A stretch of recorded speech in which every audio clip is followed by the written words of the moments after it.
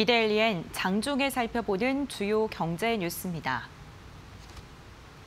첫 소식입니다. 카카오가 지난해 수익 개선을 가속화하면서 역대 최대 실적을 기록했습니다. 카카오는 지난해 연결 기준 매출이 3조 898억 원, 영업이익이 2,066억 원을 올렸다고 공시했습니다. 매출이 전년 대비 28%, 영업이익이 183% 증가하면서 모두 연간 기준으로 창사 이래 최고를 기록했습니다. 카카오톡 중심의 비즈니스 구조 안착과 신규 사업의 수익 모델 확대가 역대 최고 매출과 이익으로 이어졌다고 회사 측은 설명했습니다. 4분기 매출은 8,673억 원, 영업이익은 794억 원으로 각각 29%, 1,750% 성장했습니다. 카카오는 실적 발표 이후 올해 증권사 인수와 보험사 설립 등을 통해 이전보다 강화된 핀테크 사업을 펼치겠다고 말했습니다. 특히 실명 계좌 기반의 머니 2.0 전략을 본격적으로 펼쳐나갈 예정입니다. 현대차 제네시스가 미국 최고 권위의 내구 품질 평가에서 조사 대상에 포함된 첫 해 1위를 차지했습니다. 제네시스는 미국 시장조사업체 JD 파워가 발표한 2020년 내구 품질 조사에서 전체 조사 대상 브랜드 가운데 가장 뛰어난 점수를 기록해 최우수 내구 품질 브랜드상을 받았다고 밝혔습니다. 낮을수록 평가가 높은 내구 품질 조사에서 제네시스는 조사 대상에 포함된 첫 해 전체 브랜드 중 유일하게 두 자릿수 점수를 받으면서 1위를 기록했고 지난해 1위였던 렉서스는 100점을 받아 2위로 밀려났습니다. 프리미엄 브랜드 중에서는 포르쉐, 링컨, BMW가 차례로 이름을 올리면서 그 뒤를 이어갔습니다. 이와 함께 제네시스 G80도 중형 프리미엄 차급 부분에서 최우수 품질상을 수상했습니다. 중국발 코로나19의 여파로 세계 최다의 모바일 박람회, 모바일 월드 콩그레스가 취소됐습니다. 세계 이동통신 사업자협회 존 호프먼 회장은 현지 시각 12일 성명을 내고 올해 MWC를 취소한다고 밝혔습니다. 이 박람회가 취소된 것은 33년 역사상 처음입니다. 협회는 코로나19 발병 등을 둘러싼 세계적인 우려로 인해 취소한다며 바르셀로나 및 개최국의 안전하고 건강한 환경을 고려해 이러한 결정을 내렸다고 밝혔습니다. 오늘 24일부터 스페인 바르셀로나에서 열릴 예정이었던 MWC는 통상 10만 명이 넘는 인파가 몰리는 통신 모바일 업계 연례 최대 행사입니다.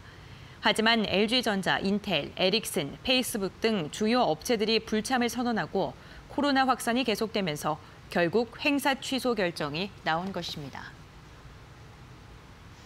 카자흐스탄의 알마티 순환도로 사업이 금융 약정을 마무리 짓고 착공에 들어갑니다.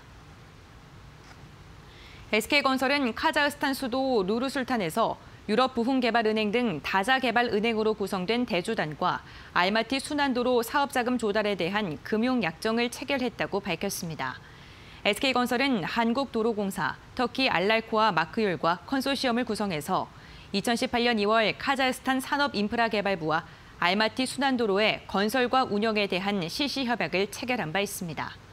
총 사업비는 9천억 원, 공사비는 6,500억 원 규모로 중앙아시아에서 진행하는 인프라 민간 협력 사업 가운데 최대 규모입니다. SK건설 컨소시엄은 총 사업비 중 7천억 원을 프로젝트 파이낸싱 방식으로 조달하는 데 성공했습니다. 총 사업 기간은 20년으로 공사 기간 50개월에 운영 기간이 15년 10개월입니다. 박용만 대한상공회의소 회장과 김동명 신임 한국노동자 총연맹위원장이 만남을 갖고 노사 간의 소통을 하자는 데 의견을 모았습니다. 이번 회동은 김동명 위원장이 한국노총위원장에 취임한 이후 처음으로 이뤄졌으며 이 둘은 어제 오후 1시 반쯤 서울 중구 대한상공회의소에서 20분가량 면담을 진행했습니다.